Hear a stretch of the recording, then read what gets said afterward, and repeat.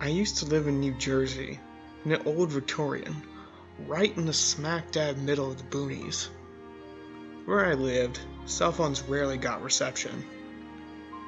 Back a few decades ago, when I was a kid, a housing development went up. Big places, big houses. It was very nice. They cleared a few miles of the barrens for it, and it was just a stone's throw away from my place. Once the places were finished, people moved in pretty quickly. City people mostly. It was either old people or new families with real young kids. People that wanted to either wind their life down or start a new one up. Nothing special. I knew a handful of the kids through elementary school, but none of them were exactly my age. They were just normal kids, though. When the people moved in, my mom made an effort to meet everyone, with us being so close and all.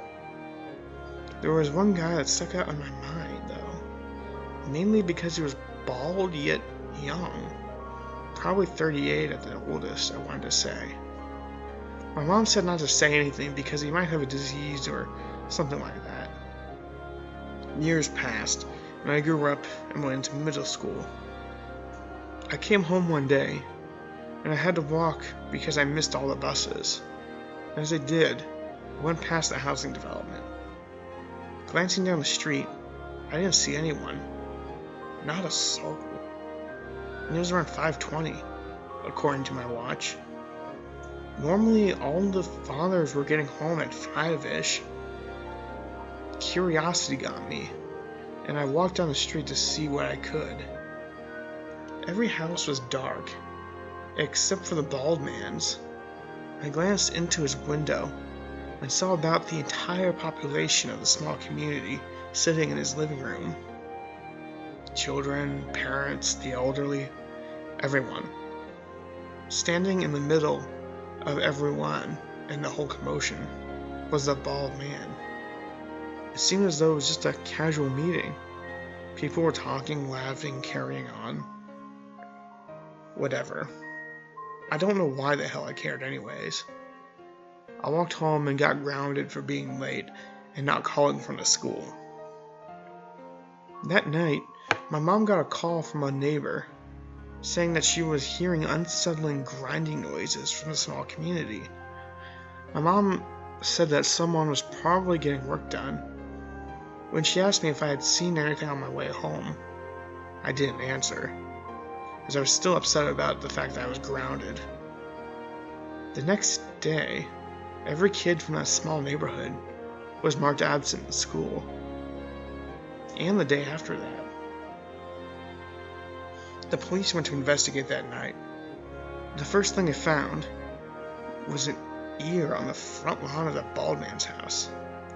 A severed human ear. A child's arm was found in a trash can, dumped with a few empty pizza boxes. And a man's split open torso was located in the woods behind the property, with human bite marks penetrating the flesh. The rest of the community was inside the house.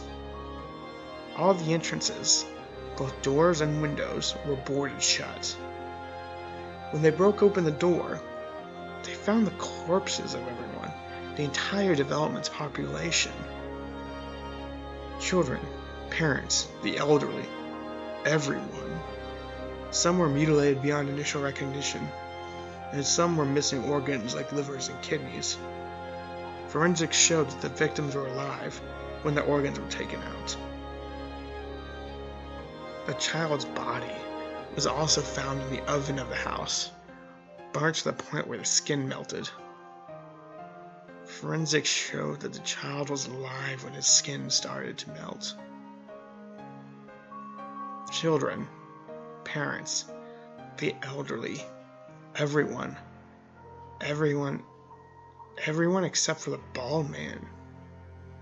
A background search on him proved that he was involved in a local sect of the occult, which are known to practice in the Pine Barrens. He had obviously fled, and he hasn't been found since. Needless to say, what happened literally tore our community apart in multiple ways. Instead of the boogeyman, my friends and I had nightmares about something real. About a bald man. Horror movies didn't scare me, and they still don't. Because I know they're fake. What happened was real, and that terrifies me to this day. The massacre occurred in 1984, 28 years ago. I'm 41 now, and I went back to the site last month. The houses were all still standing. All of them were abandoned. The single road that once connected the community to the outside world is long overgrown. I can't find any police files, nor can I find any news broadcasts about the murders. The houses are still there, but everything that had to do with that place seems to be gone. I could spend hours telling all the urban legends I've heard about. Weird New Jersey posted a story in their book, I think. Nothing's conclusive. No newspapers, no files. I searched records of some of the children from my school. They were never legally documented. But I know, and every other person that witnessed it and lived in West Milford County in 1984 knows. I cannot in any way express to you how much the events I've described there have literally ruined my life. If you doubt the reality of it, the only thing I can say is that you're wrong. This happened. This isn't meant to be a creepypasta. This isn't an urban legend. The only reason I posted it here is because I know that this is a community that will actually read what I'm writing.